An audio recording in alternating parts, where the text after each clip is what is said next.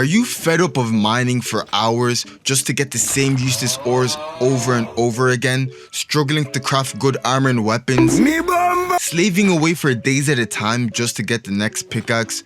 Well, in today's video, I'm going to be showing you guys the top 10 mistakes you want to avoid making in the Forge.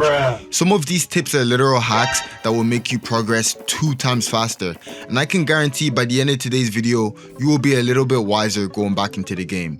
So let's start off with number 1. If you're an early or mid-game player, you're probably trying your best to mine ores and get as much money as possible. Well, instead of selling ores themselves, the best thing you can do is forge heavy armor and then sell that heavy armor for much more gold. You can literally just use one type of ore. If you have 20 or more of that type, and if you get 100% masterwork, it can easily reach over 1.5k even on common ores. Number 2. Stop saving up the full amount for the pickaxe you want. Depending on how much your current pickaxe is worth, you only have to grind a certain amount of gold. Then you can just buy the default pickaxe and sell the one you were using. That way, you'll have enough for the new one and you'll have saved yourself a bunch of time in the mines. Number 3. When rolling for races in the early game, if you get Dwarf, do not replace it. Dwarf is the best race in the game for mining because his stats are literally built for extra damage on rocks and better forges. So instead of replacing him, wait until you're level 30 and get your second race slot. Then you can use that race slot to gamble for Angel or Demon. Number 4. A lot of people don't know about this one and are missing out on a bunch of extra gold. Stop grinding without having claimed your daily quests. What do I mean by that? People like Barraclough and Masked Stranger aren't just one-off things. You can actually get quests from them over and over again. So make sure to do these quests for a lot of extra gold. Number 5. Stop mining like this, please. Or at least don't do it all the time. The game's hitboxes are either broken or designed in such a way that allows you to mine 2 rocks at the same time. Or 3 if you're lucky, I don't know. Nope. So what you want to do is go to parts of the cave where there are clusters of rocks and mine in between them. There are some spots where rocks always spawn in pairs, so make sure to utilize those as well. Number 6. Stop taking so much unnecessary damage when fighting enemies. I was fighting like this a lot when I started until I learned what a parry was. If you block and the enemy attacks you, it reduces the damage but still leaves you open to attack and getting stunned. Instead, learn each enemy's attack pattern and block right before each hit to parry the attack. The way you fight enemies obviously depends on how much damage you can deal to them. For some enemies you can just one-shot, but if you're fighting the enemies you're supposed to be, it's not that easy. What I do for these skeletons is block once, block again, and then finish off the enemy.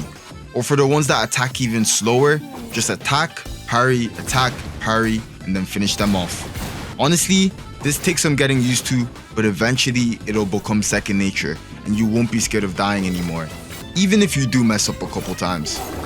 Number 7. Stop trying to max out your critical chance achievement like this.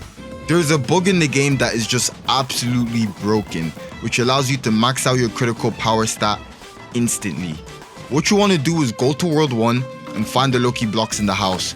To get into it, you must climb up these rocks and jump into the side of the house just like this.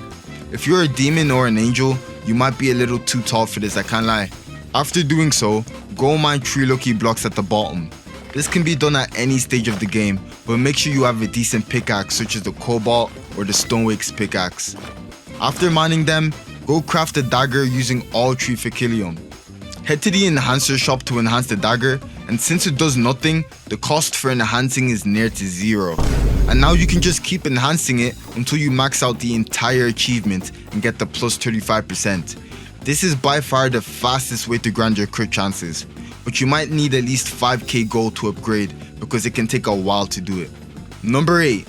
Stop using all your materials when crafting new equipment. If you want to save yourself some of your rare ores, use the 30-30-30-10 rule when crafting good armor.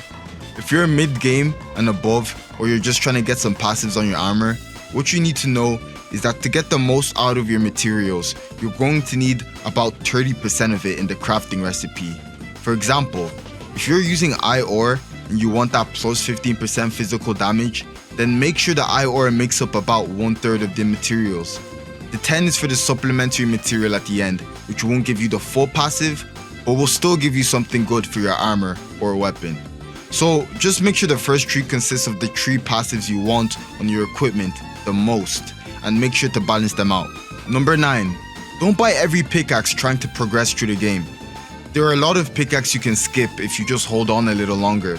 For example, I went from a plat pickaxe to cobalt and then straight to mithril pickaxe. And from mithril, everyone knows you go to arcane. But a friend of mine with much more experience decided to go from stone wakes to titanium to mithril, and he found that much easier. Honestly, it's up to preference because you can do whatever you want, but if you want to progress faster, leave a decent gap in between the pickaxe that you buy. Here's a tier list for pickaxes subscribers sent me, so let me know what you think of it in the comments. Alright, last but not least, if you made it this far, give yourself a pat on the back. You have a good attention span. Number 10. When mining for rare ores, make sure to have used some luck potions and mining potions. And then instead of mining the entire rock, wait until you can see what you're gonna get from it. And if it's not what you want, then just move to a different rock and loop around like so.